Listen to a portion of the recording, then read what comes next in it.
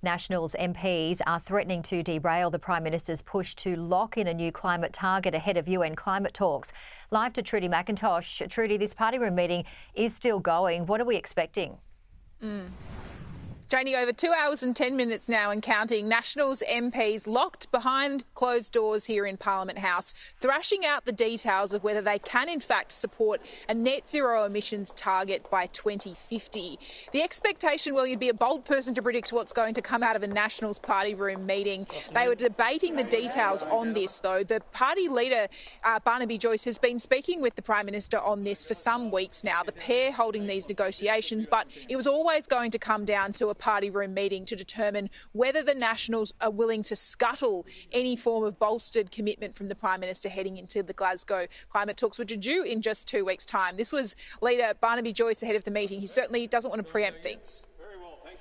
How confident are you that today you will come out with a position that sees Scott Morrison going? I don't see this as that's up to the room. This is going to be a standard answer so many times. That is up to the room. If the room can say yes, the room could say no, the room could say maybe. And that's up to the room. I'm not here to dictate the way the Nationals Party room works. I'm here to be the impartial chair of this meeting.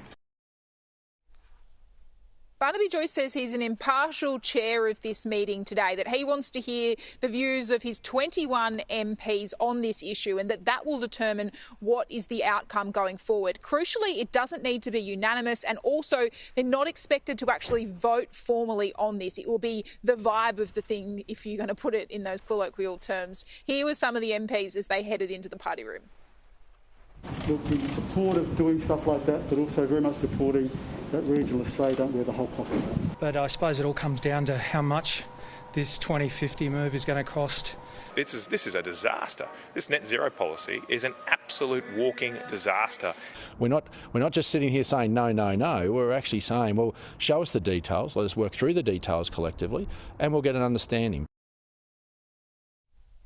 Now, one Liberal MP was allowed into the room, that being Liberal Energy Minister Angus Taylor. He was briefing Nationals MPs on the longer-term technology roadmap that would enable Australia to actually commit to this target. Also expected to be grilled, though, by MPs on the specific details and how it's going to impact regional areas. Take a listen to Angus Taylor on the way in. We're going to be talking about sensible emissions reductions over the coming decades, and approach that focuses on technology, not taxes, making sure we protect our traditional industries in agriculture, heavy manufacturing, as well as mining and resources. That's the focus. That's what we'll be talking about. Really looking forward to it. Thank you. Well, I'm sure this is just a big pantomime, and what we will see is an adoption of net zero by 2050, but without any significant increase in target which is necessary for 2030, and without it being legislated. It's just a charade.